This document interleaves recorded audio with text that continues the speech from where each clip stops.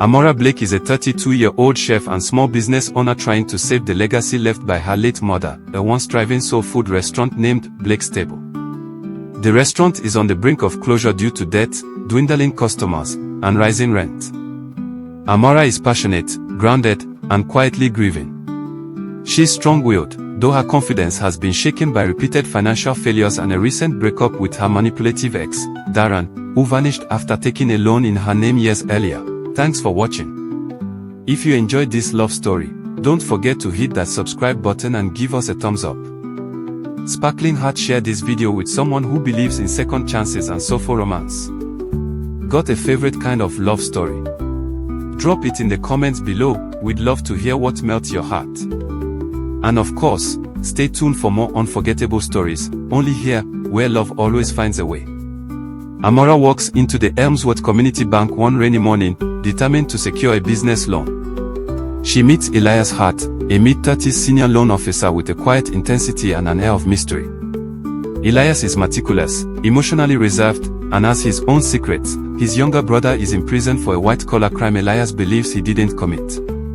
Since then, Elias has avoided attachment and buried himself in work. Their initial meeting is professional but charged. Amara is passionate and transparent about her restaurant's purpose. Elias is intrigued by her drive and vulnerability, though he keeps his distance. He agrees to process her application but warns her that approvals are tough these days. If this story moved you or sparked your interest, we invite you to subscribe to the channel for more original, heartfelt storytelling. Your likes help us reach more viewers, and your comments let us know the kind of love stories you'd like to see next.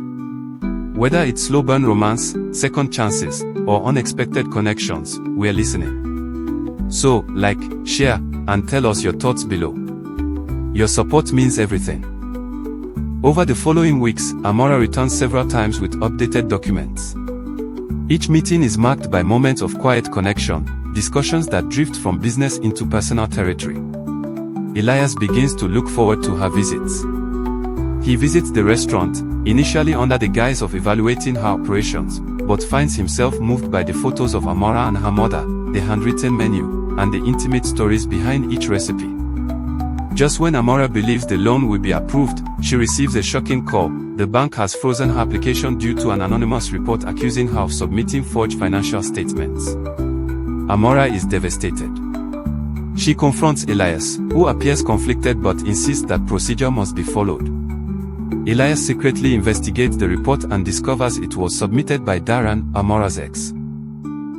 Elias digs deeper and uncovers that Darren is the same person who accused his brother years ago, resulting in the forced imprisonment that destroyed his family. The realization rocks Elias. This isn't just about Amara's loan, but a deeper conspiracy. Haunted by guilt for doubting her, Elias resigns from his post at the bank in order to pursue the investigation without bias. He tracks down old documents and contacts that help prove not only Amara's innocence but also reopen his brother's case. During this time, Elias disappears from Amara's life without explanation. Amara, meanwhile, is left confused and betrayed. She assumes Elias abandoned her when she needed him most. She pushes forward, relying on community donations and pop-up sales to stay afloat. Elias returns weeks later with breaking news. Darren has been arrested on fraud charges, and Amara's name is officially cleared.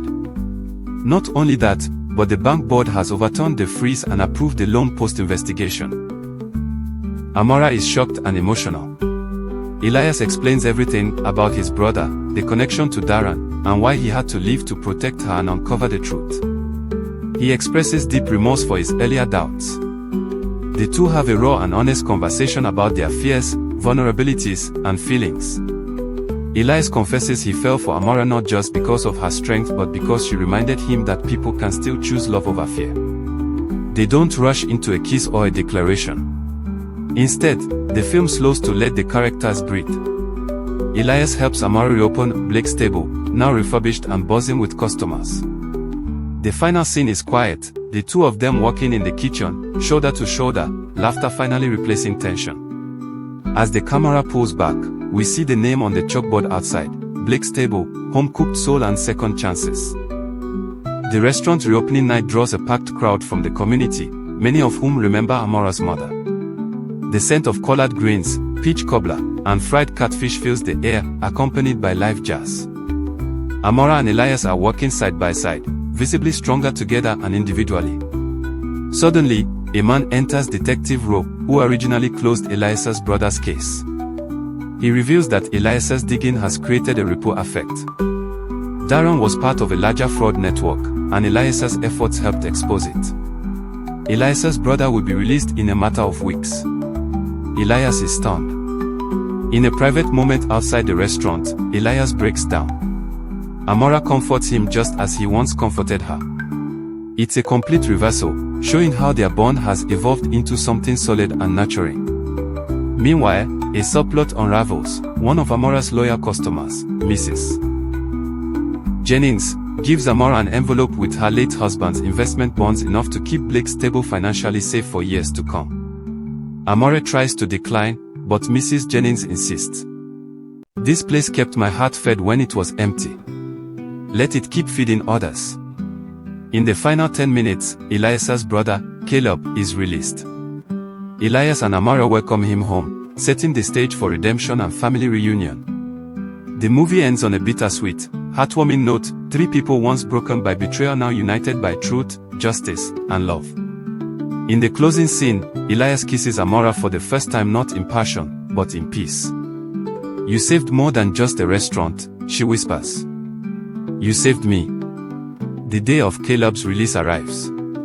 Elias, dressed in his brother's favorite color, a subtle detail he never revealed, waits at the gates of the prison, his hand clenching a photo of the two of them as boys.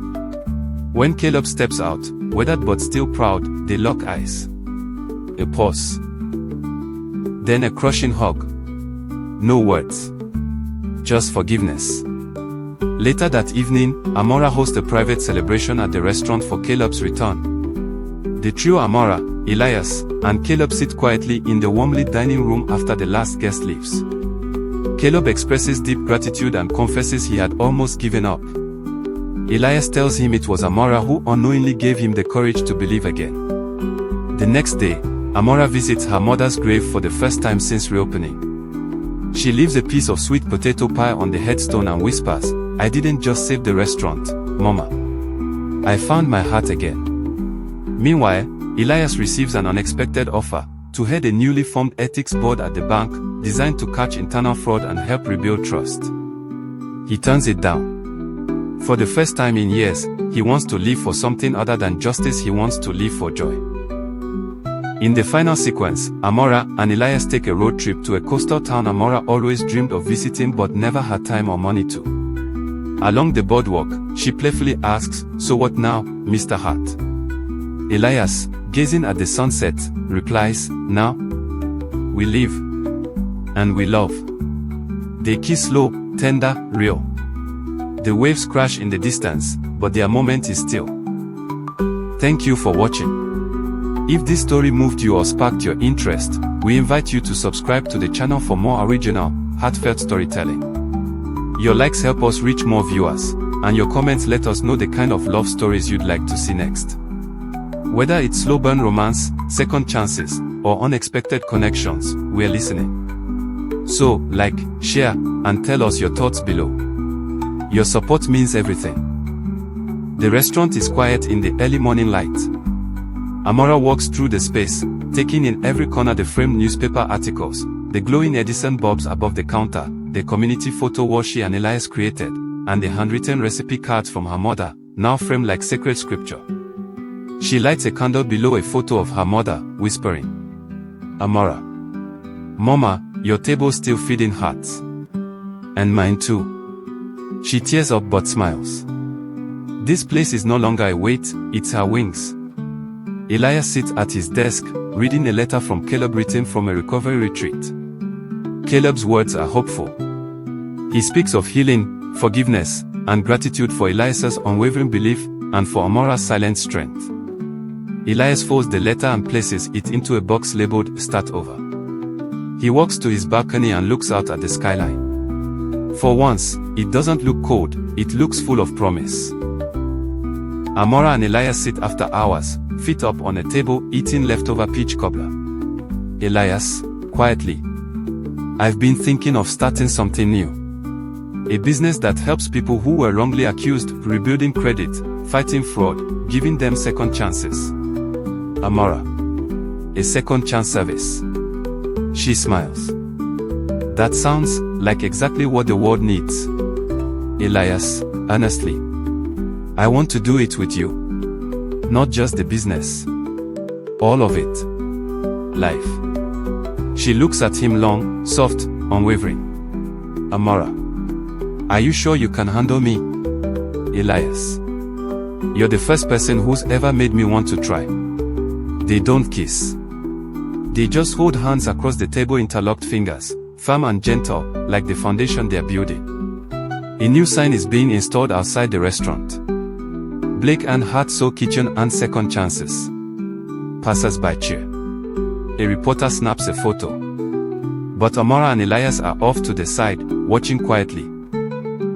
Behind them, staff members including Caleb, who's joined as an accountant, joke and prep in the kitchen. Elias and Amara stand by the water, dressed in comfortable clothes, barefoot on the sand. They're there for no reason other than to enjoy peace. A picnic blanket behind them, a soft radio playing soul music from a vintage speaker. Elias, softly. When I met you, I saw someone fighting to save something they loved. And you made me want to love something again too. Amara turns to him, resting her head on his shoulder. Amara. And when I came for a loan, I thought I was just trying to save a building.